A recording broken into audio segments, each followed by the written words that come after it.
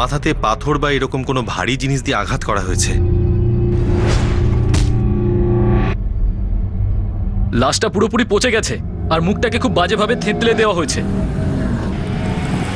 হতে পারে টায়ারটা মুখের উপর দিয়ে চালানো হয়েছে যাতে না চেনা যায়।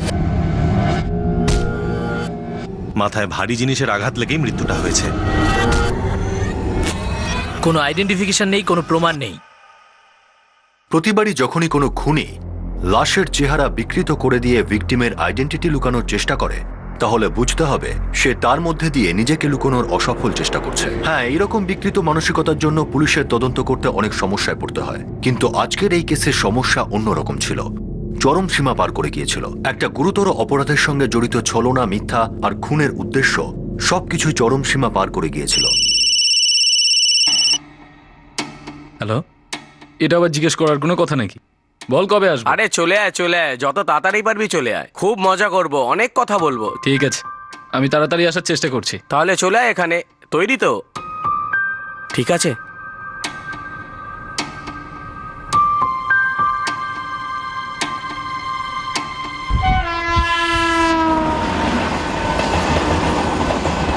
এই গল্পটি এই 23 বছরের ছেলেটির। দুদিন পর এর লাশ উদ্ধার হবে।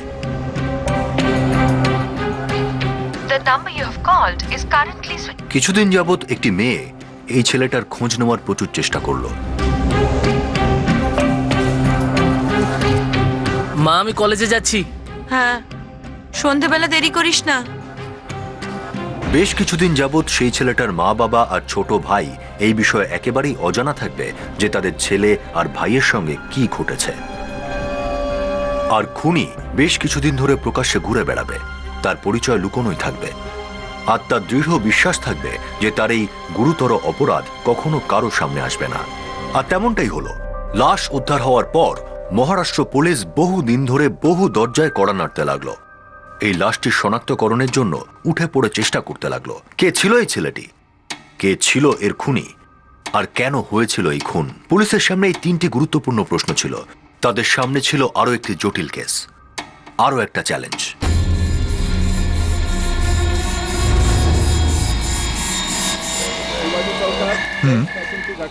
আচ্ছা, পোড়ো বাড়ির ভেতর? ঠিক আছে, তুমি ওখানেই থাকো, আমরা যাচ্ছি। যাদব। হ্যাঁ স্যার। একটা টিম রেডি করো, এক্ষুনি বেরোবো। Okay sir. স্যার। বলো নীলেশ। মালেরগাঁও থেকে এইমাত্র ভূষণ রানী ফোন করেছিল, ওখানে একটা লাশ পাওয়া গেছে। ওকে বলো খোঁজ করতে। এই লাশটা কোনো গ্রামের লোকের নয় তো? স্যার, ও বললো যে লাশটার মুখ একেবারে বিকৃত হয়ে গেছে। মানে নষ্ট করা হয়েছে? নীলেশ, আমরা অনেকবার দেখেছি যে খুনের পর খুনি লাশের মুখটাকে নষ্ট করে দিয়েছে। এইবারও আমি জোরের সঙ্গে বলতে পারি যে খুনি লাশের সমস্ত আইডেন্টিফিকেশন মুছে ফেলেছে।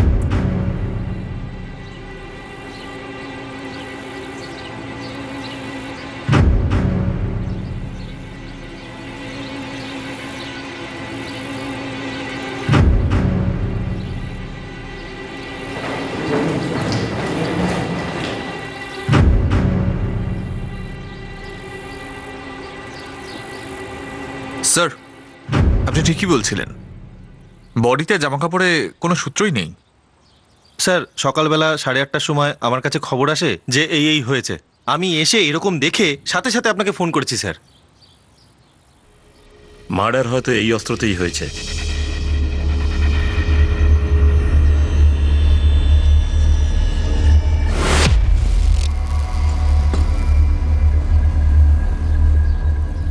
স্যার, তদন্ত শুরু করার জন্য আমাদের কাছে শুধু এই আধ বোতল ফিস্কি রয়েছে, মার্ডার ওয়েপনটা রয়েছে, আর এই লকেটটায় কোনো এক বাবার ছবি রয়েছে।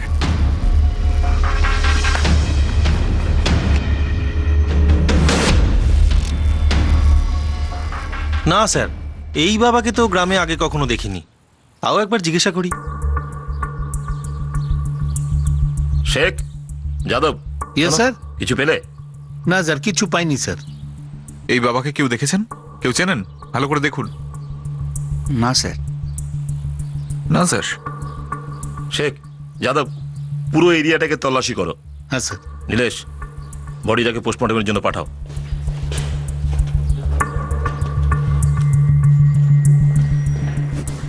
ভিকটিমের বয়স তো পোস্টমর্টমের পরেই বোঝা যাবে। ভূষণ, হ্যাঁ স্যার। ততক্ষণ একটা কাজ করো, এই গ্রাম আর তার আশেপাশের গ্রামে একটু খোঁজ করো। হ্যাঁ। কোনো ঝগড়া, কোনো শত্রুতা, কোনো হাতাহাতি। ঠিক আছে, কিন্তু স্যার আমার মনে হয় এই ছেলেটা আমাদের গ্রামের কেউ নয়, কারণ আমাদের গ্রামের হলে এতক্ষণে নিশ্চয়ই খবর পাওয়া যেত। মাথার ওপর জোরে আঘাত করা হয়েছে, খুলিটা দুটো টুকরো হয়ে গেছে। খুন কি এই চপারটা দিয়ে হয়েছে? খুব সম্ভবত এটাই, কারণ চপারের উপর যে রক্তের নমুনা আমরা পেয়েছি তাতে এর রক্তের সাথে ম্যাচ করছে, AB পজিটিভ। খুন কখন হয়েছে? 12 ঘন্টার বেশি হয়নি ইন্সপেক্টর, আর বডিতে অ্যালকোহল লেভেল অনেকটাই পাওয়া গেছে। আমরা ঘটনাস্থল থেকে মদের বোতল পেয়েছি। ভিকটিমের এজ কত হবে? একদম ইয়াং, এই 22 থেকে 25 বছরের মধ্যে। এর ছবিটা সার্কুলেট করা কোনোভাবেই সম্ভব নয়। আমরা এই চেহারাটাকে গ্রাফিক্স থেকে রিক্রিয়েট করার চেষ্টা করছি। আপাতত সূত্র হিসাবে আমাদের কাছে 3টে সূত্রই আছে, এই লকেট, এই চপার, এই মদের বোতল। এখন দেখতে হবে এই 3টে সূত্রের মধ্যে কোনটা আমাদের কাজে দেয়।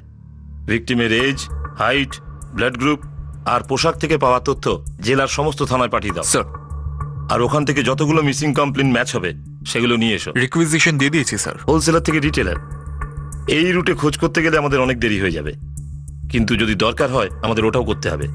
এই মুহূর্তে সমস্ত মদের দোকানে গিয়ে এই ব্যাচ নাম্বার চেক করো। স্যার, এরিয়াতে আরো অনেকগুলো বার আছে। তো বার আর ওয়াইন শপ দুটো জায়গায় চেক করো। হ্যাঁ স্যার। আমাদের দেশে সাধু বাবার শেষ নেই, সব পাড়ায় সব গলিতেই পাওয়া যাবে। স্যার, লকেটে ছবি আছে মানে এনার কিছু ভক্তও আছে। একটু শক্ত, স্ক্যান করে দেখছি। তাড়াতাড়ি করো, কেননা আমাদের খোঁজ নিতে হবে যে এই মানুষটা কে, একে কে এবং কেন মেরেছে। ওকে কি ওই জায়গায় মারা হয়েছে, নাকি মারার পর এইখানে নিয়ে এসে ফেলা হয়েছে? আর এই চপার আর এই লকেট, এটা কি ওরা তাড়াতাড়িতে ভুলে গেছে, নাকি আমাদের বিভ্রান্তের কুয়াশার মধ্যে ঠেলে দিয়ে চলে গেল?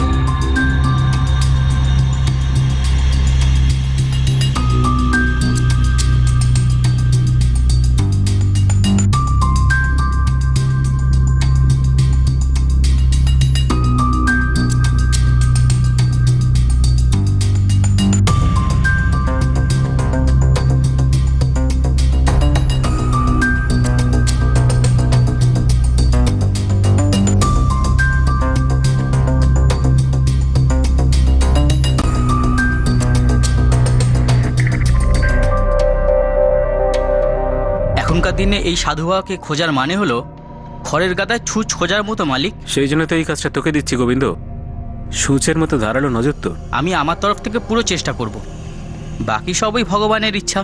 স্যার, এনারা আমাদের আশেপাশের গ্রামের 4 জন পঞ্চায়েত প্রধান।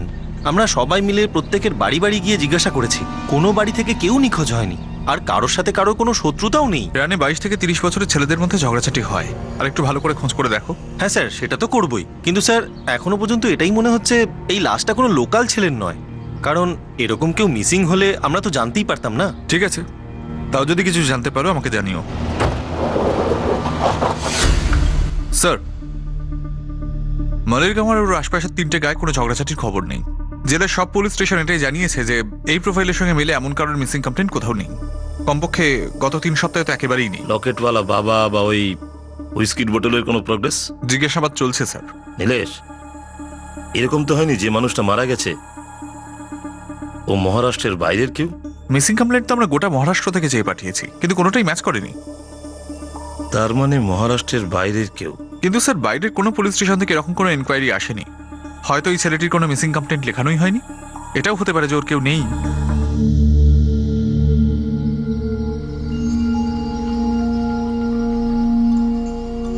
কোথায় যাচ্ছ দিদি? বাইরে। বাইরে কোথায়? বন্ধুর সাথে দেখা করতে।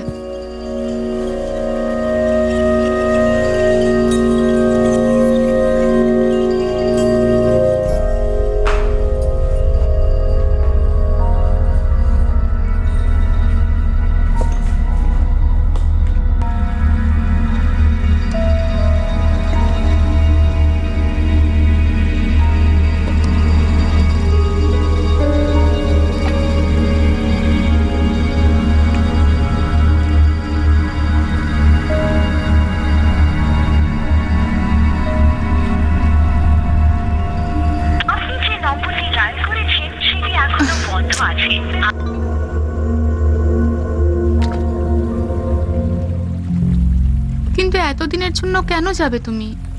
আরে একটা কাজ পড়েছে তাই যেতে হচ্ছে। এমন কি কাজ আছে শুনি? এবার সেটা আমি তোমাকে বলতে পারবো না। আমাকেও বলতে পারবে না? আরে বুদ্ধু, তোমাকে আমি বলছি না কারণ তোমাকে সারপ্রাইজ দিতে চাই। দেখো প্লিজ আমাকে বলো না, জানি না কেন খুব টেনশন হচ্ছে, কিছু ঠিক লাগছে না, প্লিজ। একটু ওয়েট করো, এমন গুড নিউজ তোমায় দেব তোমার মাথা ঘুরে যাবে। আর এমন গুড নিউজ তুমি মনে হয় কোনোদিনও শোনোনি। চল এবারে ফটাফট হেসে দেখাও। চলো চলো চলো চলো চলো।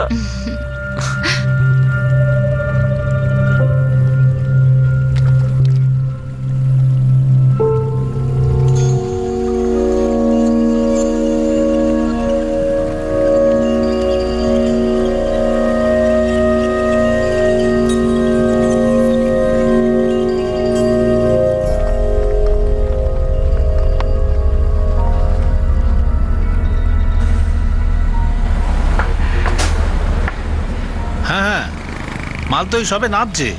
হ্যাঁ আঙ্কেল, আমি অতুলের হাতে বিল পাঠিয়ে দেবো।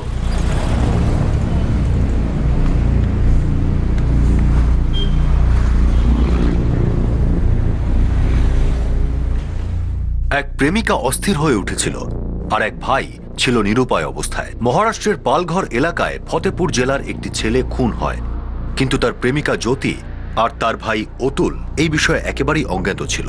সেই ছেলেটির ফোন বন্ধ ছিল। এই অদ্ভুত নৈশব্দের পরেও দুই পার্টির কেউই মিসিং কমপ্লেন ফাইল করল না। এরকমটা কেন হলো? অন্যদিকে পালঘর পুলিশ এই ব্লাইন্ড কেসে প্রথমবার ব্রেক থ্রু দেখতে পাচ্ছিল।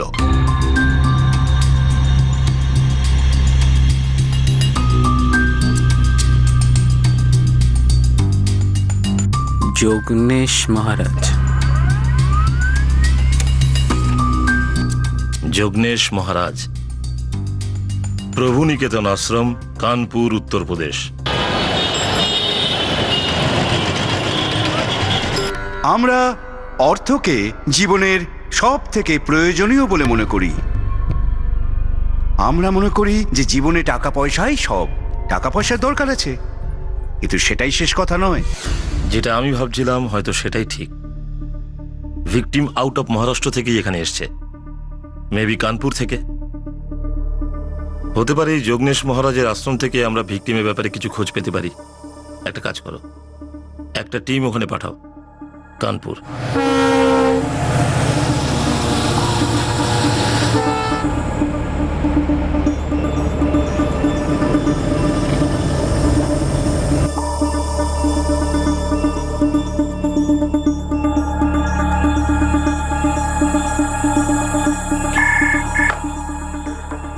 পিএসআই নীলেশ। হ্যাঁ যাদব বলো। স্যার মদের বোতলের ব্যাচ নাম্বার ম্যাচ হয়ে গেছে। কোথায়? স্যার হাইওয়ে থেকে ভেতরে একটা বার আছে, ওখান থেকেই বোতলটা বিক্রি হয়েছে।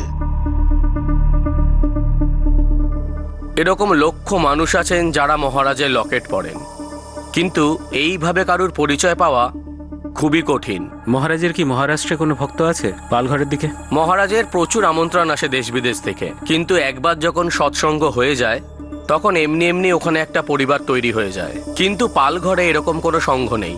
হ্যাঁ, কিন্তু মুম্বাইতে এরকম একটা অবশ্যই আছে, যেখানে মহারাজ বছরে একবারই দর্শন দেন। আয়োজন কি করে বরিবেলিতে? নাম, নম্বর, ঠিকানা কিছু দিতে পারবেন? হ্যাঁ নিশ্চয়ই। আর হ্যাঁ, আমাদের অধিকাংশ ভক্ত এখানকার, ইউপিরই।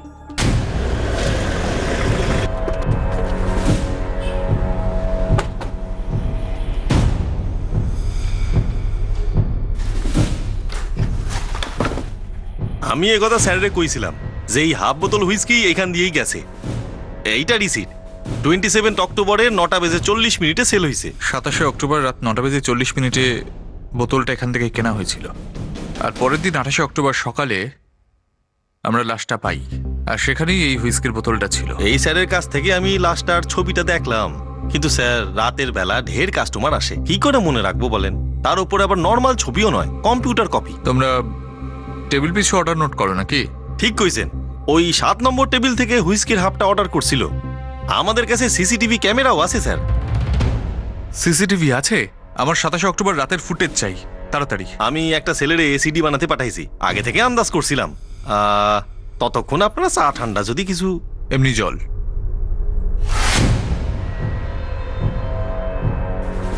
Gauranga Trivedi, Gauranga traders, Mandapeshwar road, বরিবেলি।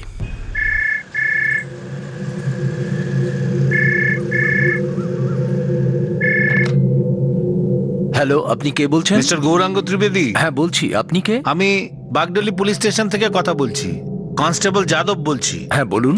আমাদের এখানে একটা মার্ডার কেস এসছে, তার বিষয়ে কথা বলবার জন্য। Murder case? আমার সঙ্গে কথা বলতে চান? আপনি যোগনেশ মহারাজের ভক্ত? হ্যাঁ, আমি মহারাজের ভক্ত। যেই ছেলেটার লাশ পাওয়া গেছে ও হয়তো মহারাজের ভক্ত। আচ্ছা, মহারাজের ভক্ত, বলুন। কানপুরের আশ্রম থেকে আমায় বললো আপনি মুম্বাইতে ওনার সৎসঙ্গ করান। হ্যাঁ, আমি করাই সৎসঙ্গ। তাহলে কি আপনি ছেলেটাকে চিনতে পারবেন? তাহলে আপনাকে এখানে আসতে হবে, পালঘর। ঠিক আছে, যাব, কিন্তু আজ নয়। এখন দোকান চলছে, কালকে আমি শিওর আসবো। ঠিক আছে, কালকে চলে আসুন।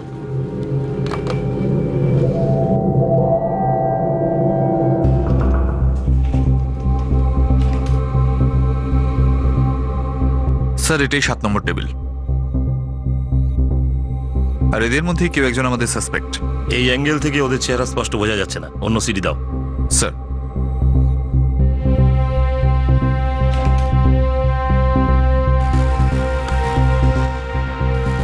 এটাই ভিকটিম। আমরা যে লাশটা পেয়েছিলাম সেই ড্রেসটাই পরেছিল। আর এই যে দুজন ওর সাথে আছে, হয় এর কোনো আত্মীয়, নয়তো খুব ভালো বন্ধু। হাসি ঠাট্টা হচ্ছে, মদ খাওয়া হচ্ছে। আর ভিকটিমের বিন্দুমাত্র ধারণা ছিল না যে কিছুক্ষণ পরে এরা দুজন কি করতে চলেছে। কিন্তু স্যার, এটাও তো হতে পারে যে এরা তিনজন এখান থেকে বেরিয়ে যে যার রাস্তায় চলে যায়, আর তারপর হয়তো অন্য কেউ ওকে খুন করেছে।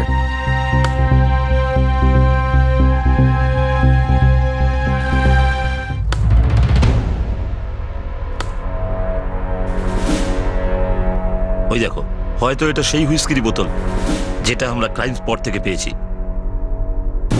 এরা তিনজনে বারে খুব মদ খেয়েছে, তারপর আরো একটা হুইস্কির বোতল কিনেছে, আর হয়তো সেটা নিয়েই ওরা ক্রাইম স্পটে গিয়েছিল, আর সেখানেই গিয়ে ছেলেটাকে খুন করে। পুরো চান্স আছে খুনটা এই দুটো ছেলেই করেছে, আর এই চপার এদের কাছেই ছিল। কিন্তু স্যার, এমন কি হলো যে এরা দুজনেকে মেরেই ফেললো? দেখে তো মনে হচ্ছে বেশ আনন্দেই ছিল, হাসছিল। হাসির মুখোশের আড়ালে শত্রুতাও লুকিয়ে থাকতে পারে। এখন এই খুনি এই খুনের উপর থেকে পর্দা তুলতে পারে। এই ছেলেটা কে ছিল, কোথায় থাকতো, এখানে কিভাবে এলো, আর কেন মারা হলো?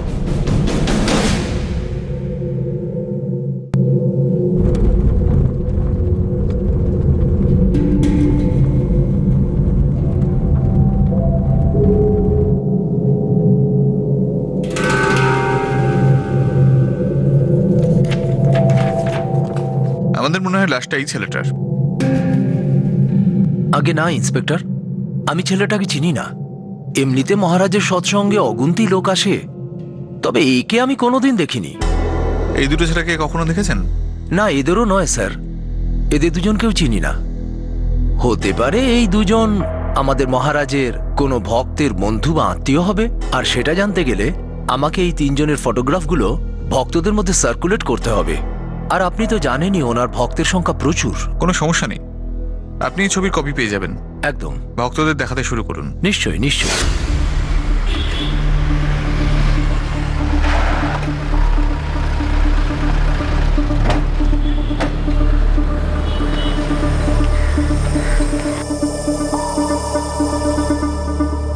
হ্যাঁ স্যার, এ আমারই ওয়েটার, এর নাম সঞ্জয় স্যার। ডাকো একে। মহেন্দ্র, সঞ্জয়টা একবার ডেকে নিয়ে আয় দেখি এখানে। হ্যাঁ না, নমস্কার স্যার। স্যার, এরা 7 নম্বর টেবিলে বসেছিল, সেদিন আমার ডিউটি ছিল। সেই রাতে এরা তিনজনে একটা হুইস্কি কিনেছিল? হ্যাঁ স্যার, ওই রেস হর্সের হাফ বোতল অর্ডার করেছিল। শোন, একটা রেড হর্স হুইস্কির হাফ নিয়ে আসবি, পার্সেল, বিলের সাথে। হ্যাঁ স্যার। বলছে মুরগি আগে না ডিম আগে।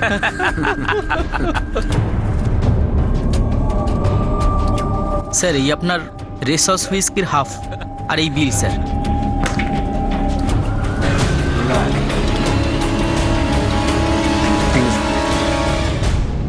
স্যার, বিলের টাকা মিটিয়ে তিনজন চলে গেল। সঞ্জয়, এখন যেটা তোমাকে বলছি মন দিয়ে শোনো। এই তিনজনের মধ্যে হয়তো এই ছেলেটার মার্ডার হয়েছে। তোমার কি এই তিনজনের ব্যাপারে কিছু জানা আছে? স্যার এই তিনজনের মধ্যে কাউকে চিনি না। তুমি এই তিনজনের মধ্যেকার কোনো কথাবার্তা শুনেছো? এরা একে অপরকে কি নামে ডাকাডাকি করছিল? স্যার তখন ওই পিক টাইম চলছিল তো, তখন তো দাঁড়ানোর একটুও সময় ছিল না, অর্ডারের পর অর্ডার আসছিল। আর স্যার যতক্ষণ না কোনো বড় ঝামেলা বা বাওয়াল হচ্ছে বা আমাদের বড় কোনো টিপ দিল, তাছাড়া কাস্টমারকে কে মনে রাখবে স্যার? সঞ্জয়, ঠান্ডা মাথায় ভেবে বলো, আর একটু মনে করার চেষ্টা করো। কোনো কিছু, কোনো কথা, কোনো ইশারা, কোনো নাম, যে কোনো কিছু। সরি স্যার, মনে পড়ছে না। স্যার এরা রেগুলার তো আর আসে না, না রেগুলার যারা আসে তাদেরকে আমরা চিনি। এখন পুলিশের কাছে একটা মুখ ছিল, হয়তো সেটা সেই লাশের ছিল যা খুনি বিকৃত করে দিয়েছিল। পুলিশের কাছে এখন আরো দুটি মুখ ছিল, যেটা হয়তো খুনিদের হতে পারে, কিন্তু পুলিশ এখনো পর্যন্ত সেই তিনটি ছেলেকে ভিকটিম বা খুনি বলে ধরে নিতে পারেনি। বার থেকে কেনা আর ক্রাইম সিন থেকে পাওয়া মদের বোতল একটা গুরুত্বপূর্ণ প্রমাণ ছিল, কিন্তু দিল্লি এখনো অনেক দূর।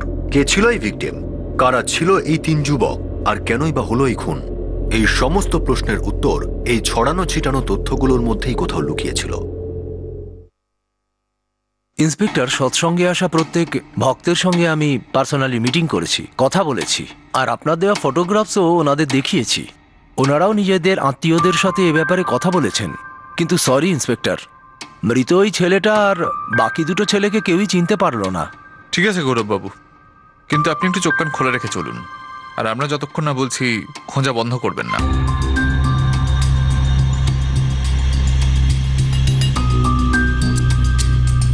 পালঘর পুলিশ কড়া সার্চ অপারেশন লঞ্চ করলো, এটা জানার জন্য যে ভিকটিম আর তার মৃত্যুর আগে তার সঙ্গে দেখতে পাওয়া দুই যুবক কারা ছিল, যাতে তাদের সম্পর্কে কোনোভাবে কোনো তথ্য হাতে আসতে পারে।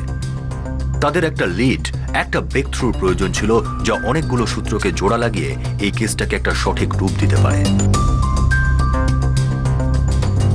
আরো কিছুদিন কেটে গেল, কিন্তু এই তিন যুবকের সম্পর্কে কোনো খবরই সামনে আসছিল না। ইন্সপেক্টর, আমি ওকে পরীক্ষা করে দেখেছি, ওর গলায় বাবার একটা লকেটও ছিল। এর থেকে আমরা এটাই ধরতে পারি ছেলেটা হিন্দু। তো ডক্টর, আপনি কি রেকমেন্ড করছেন? ডিএনএ স্যাম্পল নিয়ে নিয়েছি, আর একে বেশিক্ষণ রাখা যাবে না। আপনি ফর্মালিটিস কমপ্লিট করুন, শেষকৃত্যের প্রস্তুতি নিচ্ছি।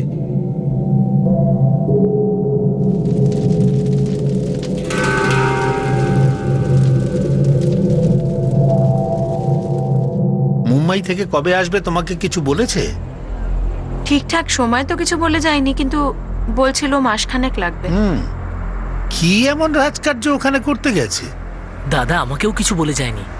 আমি জিজ্ঞাসাও করেছিলাম যে হঠাৎ করে দিদির সাথে দেখা করার প্ল্যান, তারপর সোজা মুম্বাই শহরে যাওয়ার প্ল্যান কি করে তৈরি করে ফেললো। তখন কি বললো? বললো যে জীবনে সবকিছু হঠাৎ করেই হয়ে যায়, প্ল্যান করে তো প্ল্যানও করা যায় না। লাইফে যত খুশি প্ল্যানিং কর, কিন্তু যেটা লেখা আছে সেটাই হবে। আর যে জিনিসটাকে তুই সবচেয়ে বেশি ভয় পাবি, সেই জিনিসটা দেখবি ফটাস করে সামনে চলে এসেছে। কিন্তু কিছু তো বলে যা দাদা, হঠাৎ করে দিদির সাথে দেখা করতে যাচ্ছিস কেন? অন্য কোনো ব্যাপার আছে নাকি? দেখ ভাই, আমি তো আমার মনের কথা শুনি, আর আমার মন বলছে যাওয়ার জন্য, তাই চললাম। চল, আসছি। এমন কি হয়েছে বাবা যে তুই আমাদের থেকে লুকাচ্ছিস? মুম্বাই কি বাড়ির কাছে? কত দূরে মুম্বাই? আর ওখানে কার সঙ্গে থাকবি, কি করবি, বাড়ির লোকেদের সব জানা উচিত, তাই না? দেখো মা, এখানে কারণ নেটওয়ার্কের প্রবলেম, তো চিন্তা করবে না একদম। আর তুই কি সঙ্গীতাকে বলেছিস যে ওর কাছে যাচ্ছিস? আমি বলে দিয়েছি ওকে, আমি ওর কাছে বোঝা হতে যাচ্ছি না। ব্যাস এক রাত থাকবো, তারপর চলে যাব মুম্বাই।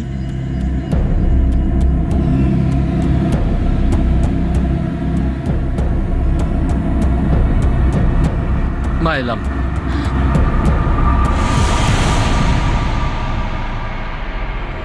ব্যাস ব্যাস ওই যে সেদিন গেল, তারপরে ওর আর কোনো খবর পাইনি, না তো ফোন, না তো কোনো মেসেজ। আমাকে কেউ বলবে কি এমন কোন গুপ্ত মিশনে গেছে আমার ওই নবাব পুত্র? হ্যাঁ, ফোন টোন সব বন্ধ করে রেখেছে।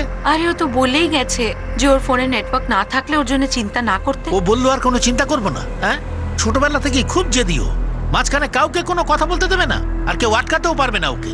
আচ্ছা তুমি একটা কথা বলো, তোমার কি মনে হয় ও নিজের খেয়াল নিজে রাখতে পারবে? পৃথিবীটাকে দেখেছে ও কি করে জানবে এক একটা দিন, এক একটা মুহূর্ত আমাদের মনের উপর কিভাবে কাটে?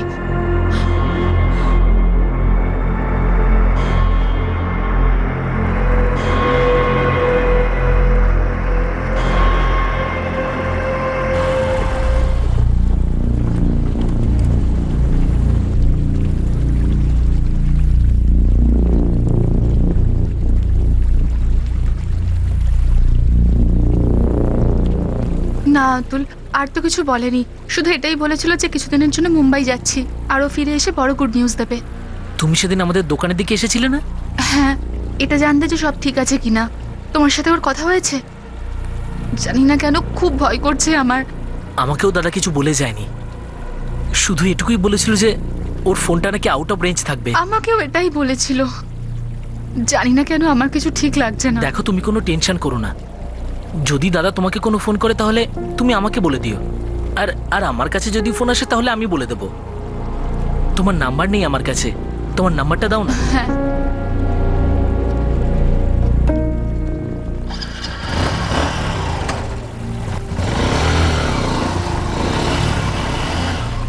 স্যার, ইনফর্মারের চেষ্টা চালালেও এখনো পর্যন্ত কোনো খবরই পাইনি। স্যার, আমার মনে হয় যে এই 3টে ছেলে পালঘরেরই নয়, মহারাষ্ট্রেরই নয়। কেননা যতটা চেষ্টা আমরা করছি তাতে তো গ্যারেন্টির সঙ্গে পুরো হিস্ট্রি বেরিয়ে আসা উচিত ছিল। স্যার, এর আগেও তো আমরা দেখেছি একজনের জামা কাপড় লকেট অন্য কাউকে পরিয়ে দিয়ে তাকে খুন করে পালিয়ে যায় লোকে। তার মানে মরেছে যে সে চতুর্থ কেউ, যেটা আমরা ভাবছি হয়তো তার পুরো উল্টো। সেটা তো হতেও পারে স্যার। নীলেশ, যদি হতে পারে তাহলে এটা কেন হচ্ছে না যে আমরা এই 3টে ছেলের মধ্যে কেন এখনো কাউকে ধরে উঠতে পারিনি? যেখানে আমাদের কাছে প্রমাণের অভাব নেই, আমাদের কাছে মার্ডার ওপেন আছে, মদের বোতল আছে, সিসিটিভি ফুটেজ আছে, এমনকি লাশও ছিল। আর কি চাই? শেখ, তুমি বলছিলে যে ওই আশ্রমের লোক তোমায় বলেছিল যে ওনার বেশিরভাগ ভক্ত ইউপির। হ্যাঁ স্যার। একটা কাজ করো, ইউপি পুলিশকে এই কেসের সমস্ত ডিটেলস পাঠাও, আর লাস্টার ফটো পাঠিয়ে দাও স্যার। আর হ্যাঁ, ওখানকার সমস্ত কাগজে আর লোকাল টিভিতে এই নিউজটা।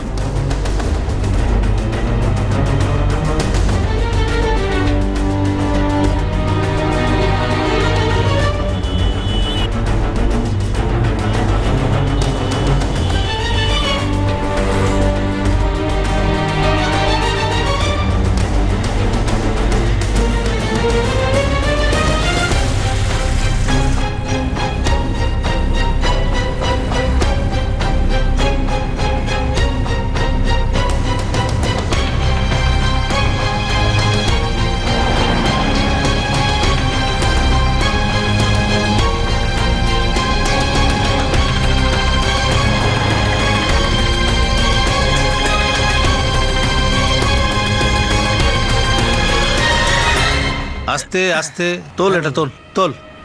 আরে তাড়াতাড়ি তোল, তাড়াতাড়ি তাড়াতাড়ি।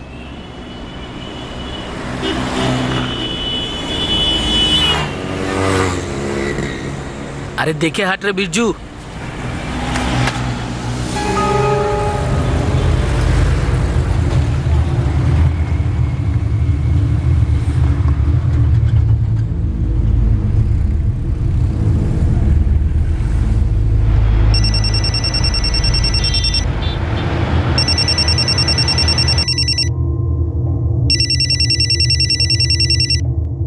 আরে হ্যাঁ অতুল, বল কি খবর?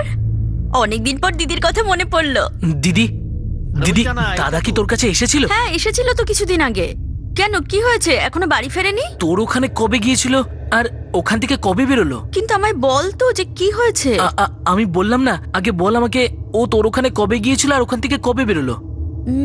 অক্টোবরের 25 তারিখে এখানে এসেছিল, তারপর 27 তারিখ বললো মুম্বাই যাব। ও বলছিল যে ওখানে ওর কিছু কাজ আছে, সেটা মিটিয়ে তারপর বাড়ি যাবে। কিন্তু তুই আমায় এখন তো বল কি ব্যাপারটা। অতুল, কার সাথে কথা বলছিস? চল। দিদি, আমি তোকে পরে পরে কল করছি।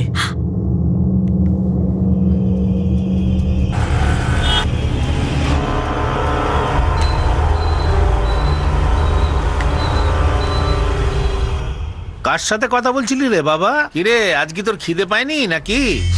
নে নে, তাড়াতাড়ি হাত মুখ ধুয়ে নে, খাবারটা খেয়ে নে। কি হয়েছে? আরে কিছু বলছিস না কেন?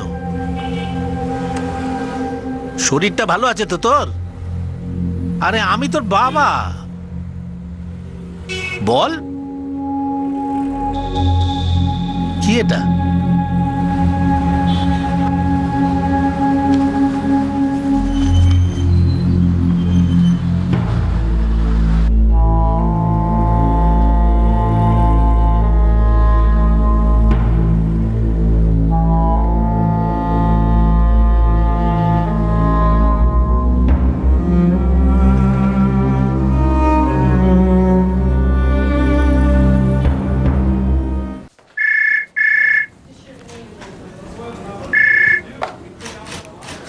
বাগডলি পুলিশ স্টেশন, পিএসআই নীলেশ ধানাওড়ে বলছি। স্যার আমি আমি অতুল রাজপুত কথা বলছি, ফতেপুর ইউপি থেকে। হ্যাঁ অতুল বাবু বলুন।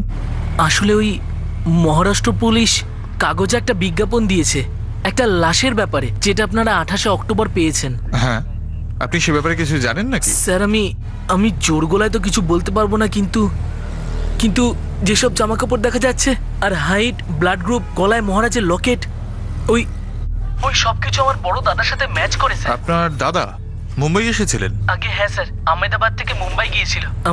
আমাদের বড় দিদি আহমেদাবাদে থাকে, ও ওর সাথেই দেখা করতে গিয়েছিল। তারপরে আর দাদার সাথে আমাদের কোনো যোগাযোগ হয়নি। আপনার দাদার নাম কি? বিকাশ রাজপুত। দেখুন আমাদের কাছে একটা সিসিটিভি ফুটেজ আছে, তাতে একটা ছেলেকে দেখা যাচ্ছে। আমরা মনে করছি তাকেই হয়তো খুনটা করা হয়েছে। আপনি একটা কাজ করুন, নিজের নাম্বারটা আমাকে দিন, আমি এই ছবিটা পাঠিয়ে দিচ্ছি।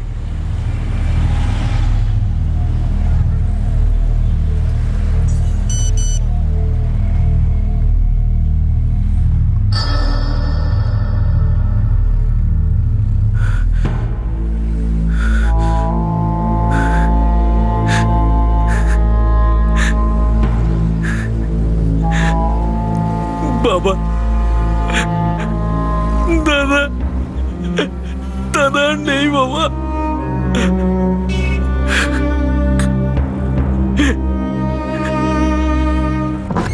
স্যার, ভিকটিমের ফ্যামিলির খোঁজ পাওয়া গেছে ইউপির ফতেপুর জেলায়।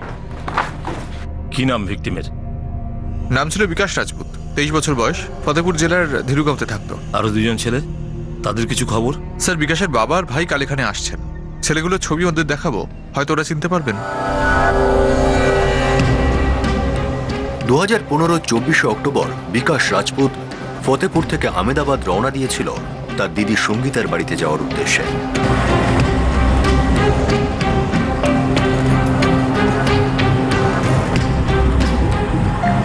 খুব ভালো করেছিস যে হঠাৎ করে চলে এসেছিস। ব্যাস ইচ্ছে হলো তোর সঙ্গে দেখা করতে, অনেকদিন হয়ে গেছে তাই এলাম। হ্যাঁ রে, তোদের দুজনের কথা আমার রোজই খুব মনে পড়ে। ছোটবেলায় আমরা কত মজা করেছি। ছোটবেলার দিনগুলোই সবচেয়ে ভালো ছিল। আচ্ছা একটা কথা বলতো বিকাশ, তুই আমার সাথে দেখা করতে এসেছিস না কোনো কাজে এসেছিস? এসেছি তো অন্য একটা কাজে, আর হওয়ার পর সবকিছু বলবো তোকে। বাবা মা ভাই সবাই জেনে খুশি হবে খুব। আচ্ছা, এটা এমন কি কাজ? সেটা তো কাজটা হওয়ার পরেই বলবো। শোন বিকাশ, মাঝে মাঝে এরকম আসিস, ভাল লাগবে। হ্যাঁ একদম জামাইবাবু। আর হ্যাঁ বিকাশ, ফোন করবি কিন্তু তোর এই রহস্যময় কাজ শেষ হলে। সত্যি আমার কিন্তু খুব টেনশন হচ্ছে। দেখো না, বলছে ফোন যদি না যায় চিন্তা করো না। আরে তোমার ভাইকে এখনো ছোট বাচ্চা আছে, আর তাছাড়াও গুড নিউজ বলা যদি সারপ্রাইজ দিতে চায় তো দিতে দাও। তুই এবার আয়, সাবধানে যাস। অল দ্য বেস্ট কাজের জন্য। এবার আমি আসি। এলাম জামাইবাবু। বাই বাই দিদি। বাই বিকাশ, খেয়াল রাখিস।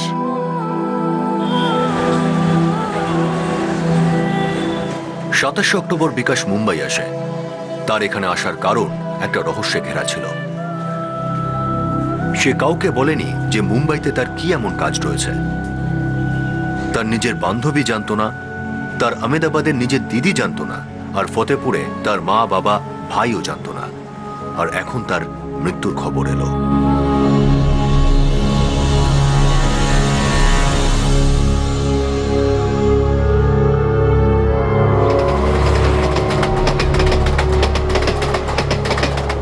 ওরা কি বলছিল? দাহ সংস্কার হয়ে গেছে? দেখ বাবা, এরকম তো হতে পারে। ও আমাদের বিকাশ নয়, অন্য কেউ। জানি না বাবা।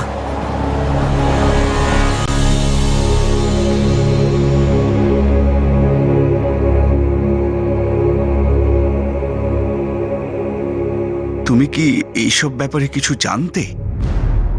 আজ্ঞে না, আমি তো গ্রামের লোকেদের থেকে শুনলাম, যেমন করে তুমি শুনেছো।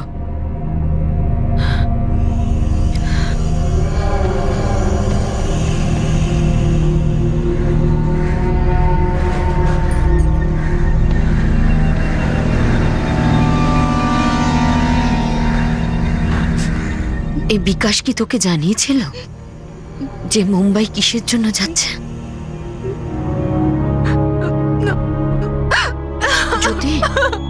জ্যোতি, জ্যোতি দাঁড়া, দাঁড়া আমি বলছি। কোথায় যাচ্ছিস? জ্যোতি, জ্যোতি, কোথায় যাচ্ছিস তুই?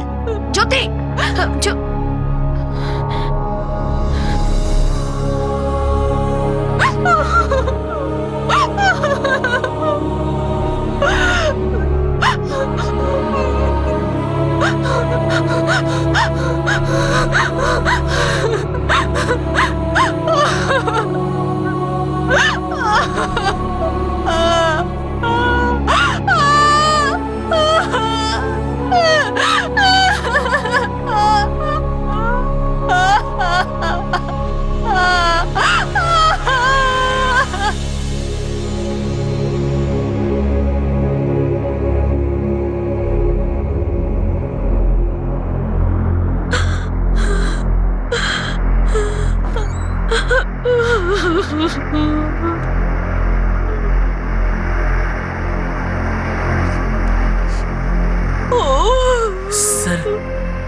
স্যার বিকাশ দাদার ব্লাড গ্রুপও এবি পজিটিভই ছিল স্যার। 27 অক্টোবর যখন বিকাশ আহমেদাবাদে যখন আপনার বাড়ি থেকে বেরিয়েছিল তখন সে এই জামাই পড়েছিল।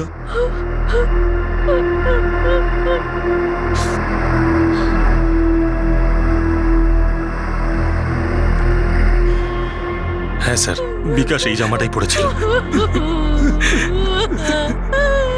দেখুন না, 28 অক্টোবর সকালে আমরা লাশটা খুঁজে পাই। আমরা আইডেন্টিফাই করার অনেক রকম চেষ্টা করেছিলাম, কিন্তু সেটা পারিনি। 3 সপ্তাহ কেটে যাওয়ার পর লাশটা পুঁছতে শুরু করে। বাধ্য হয়ে আমাদের দাহ কার্য করে ফেলতে হয়। কারা করলো এটা? আমরা শুধু সন্দেহ করছি, এখন আমরা জোর দিয়ে কিছুই বলতে পারছি না। আমাদের কাছে সিসিটিভি থেকে নেওয়া ফটোগ্রাফ আছে, সেখানে যে দুজন ছেলে আছে তারা 27 অক্টোবরে আপনার ছেলে বিকাশের সঙ্গে ছিল। নীলেশ,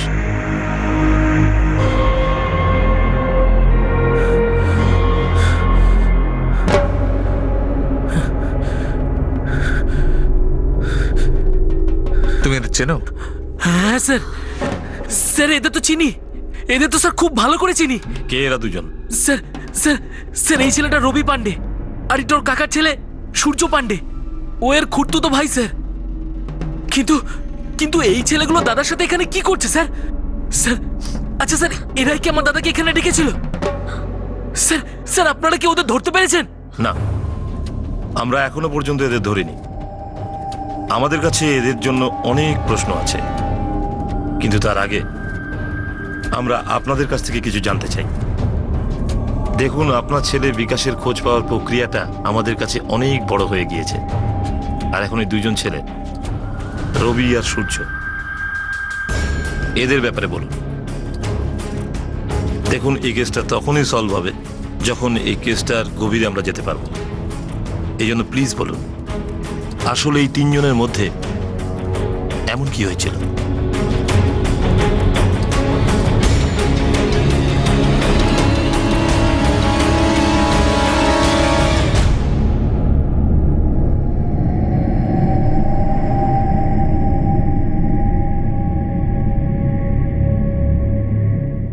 এই মার্ডার কেসে কে খুন করেছে সেটা জানা গেছে, কিন্তু কখন আর কিভাবে সেটার খোঁজ নেওয়াই বাকি ছিল। ভিকটিম বিকাশ রাজপুতের কাছে মুম্বাই থেকে সূর্য পান্ডের একটা ফোন আসে। তাহলে চলে আয় এখানে, তৈরি তো? আর তারপর বিকাশকে মৃত অবস্থায় পাওয়া যায়। সূর্যের কাজিন রবিও সেদিন সেখানেই ছিল যেদিন রাতে বিকাশ খুন হয়। খুনের ঠিক আগে এই 3 জন একসঙ্গে বসে মদ খেয়েছিল, যা সিসিটিভি ফুটেজে দেখা যায়। সেটা কি সত্যি ছিল, নাকি যা দেখা যাচ্ছিল তা অন্য কোনো সত্যির উপরে একটা মুখোশ ছিল? উত্তরপ্রদেশের ফতেপুরের মেয়ে জ্যোতি গভীর শক পেয়েছিল। সে শোকস্তব্ধ হয়ে পড়েছিল। প্রথমে সে কিছুদিন বিকাশের খবর না পাওয়ার কারণে চিন্তিত ছিল, আর এখন তার মৃত্যুর খবর শুনে পাথর হয়ে গিয়েছিল। এই খুনে কি জ্যোতি জড়িত ছিল? একটা বেওয়ারিশ লাশ আর একটা ব্লাইন্ড কেসের আইডেন্টিফিকেশন করানো পুলিশের কাছে একটা কঠিন পরীক্ষা হয়ে দাঁড়িয়েছিল, যার প্রথম ধাপ তারা সাফল্যের সঙ্গে পার করেছিল। এই কেসের ভিকটিম বিকাশও একটা পরীক্ষার মুখোমুখি হতে মুম্বাইতে এসেছিল, কিন্তু দুর্ভাগ্যবশত ভাগ্য আর বুদ্ধি তাকে সঙ্গ দেয়নি। যদিও একটা পরীক্ষার মুখোমুখি হয়েছিল আর নিজের অধিকারের দাবিতে উঠে দাঁড়িয়েছিল। আর এই সবের মধ্যে এমন একজন ছিল যার সামনেও একটা পরীক্ষা ছিল, নিজের হারিয়ে যাওয়া অহংকারের মুখোমুখি হওয়ার পরীক্ষা। শেষ পর্যন্ত বিকাশকে কেন মেরে ফেলা হয়েছিল এই মার্ডারের পিছনে কি সূর্য আর রবি পান্ডে ছিল? আর সেই সুখবরের রহস্যটা কি ছিল যা বিকাশ তার সব আপনজনের থেকে লুকিয়ে গিয়েছিল আর মুম্বাই চলে এসেছিল? অনেকগুলো গুরুত্বপূর্ণ প্রশ্ন যার উত্তর আমরা পাবো আগামী দিন আগামী পর্বে এই কেসের দ্বিতীয় তথা শেষ ভাগে। এখন আমি অনুপ সোনি আপনাদের থেকে বিদায় নিচ্ছি। আবার দেখা হবে, ততক্ষণ সতর্ক থাকুন, সুরক্ষিত থাকুন আর দেখতে থাকুন ক্রাইম পেট্রোল সতর্ক। শিক্ষা একজনের, জ্ঞান আমাদের সবার। জয় হিন্দ।